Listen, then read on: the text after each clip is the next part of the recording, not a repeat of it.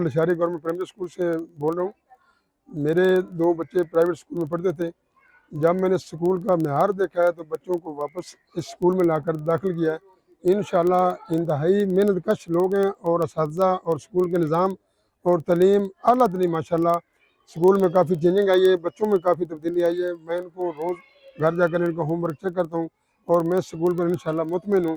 اللہ تعالیٰ ان کو صحت دے, ترقی دے اور کامیابی دے.